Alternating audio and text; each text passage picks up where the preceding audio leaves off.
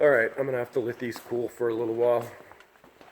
So I thought I would talk about what's going on here.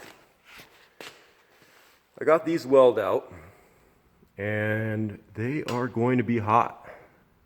And they are going to be hot for some time. And I am not going to quench them because it's not the greatest for the material. Be dropping them in a bucket of water.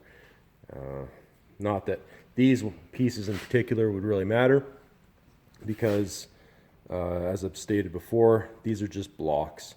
They're super overbuilt for one, and they're in a not a very critical area of the truck. They're basically not even blocks, they're just spacers, more or less. So we'll talk about my welds that I've just dropped in on the flat stock that I put on the top sides here. So we had that rounded edge there that I filled, and I'll see if I can show you the profile.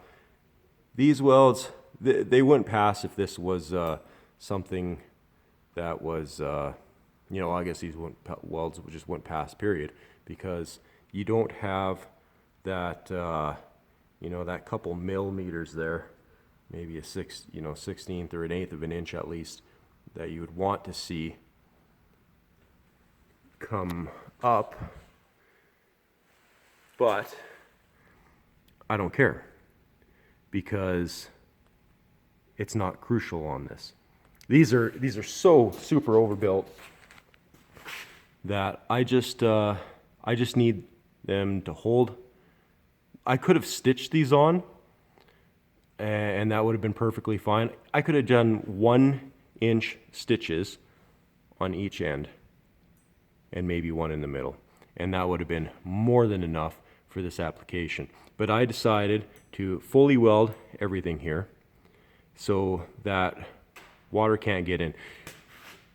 You find on anything that you're working on your automotive kind of frame applications, any time you get in these little points or metal contacts, metal, you get the water in there, and then it causes that expanding rust, and then that's what destroys everything. Luckily, where I live in, I'm not going to say, luckily where I live, it's not too much of an issue with the salts and whatnot. This truck here is mint for being, what is it, like 25 years old? And there's still paint on the frame. This truck is absolutely amazing. And that's just because of the way we do the roads here. The roads are a goddamn nightmare to drive on. Like, it's a death race for sure. But hey, this truck wouldn't exist otherwise. So I seal weld all this, and I've done lots of seal welding. And one of the things that you're going to run into that will cause you issues is your tie-ins. And I've worked with some guys that have had real struggles with their tie-ins. This one isn't even too bad, but this is an example of definitely not the best tie-in. I've had some work sent off to X-ray before, and we've got a little bit of porosity there. We've got a little bit of it didn't wet out properly, and that could potentially be a pinhole. And in here there could be lack of fusion. So your tie-ins are extremely important, especially if you're leak testing this stuff or if it's going out for X-ray. And you always want to come right to the end, or I think this may be, yeah, that's where I ended, and hold there for a minute, maybe even let it drop down a bit. You can always touch that up with a grinder a little bit if you need to take a bit of a booger off there. I started a little bit late here. I've got my shade turned up pretty high on my helmet, and I'm standing pretty far back because I just don't like dealing with fumes much anymore, and I'm trying to take it easy on my eyes. So again, this isn't a critical component. I'm just trying to blast this together as quick as possible, and without trying to ruin my health any more than it already has. I'm done working in the production world.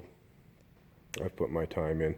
I'm not a master by any imagination, but I've spent probably 4 years in different production shops. So these are just a couple things here. Oh, also, you really want to protect your threads when you're working around bolts.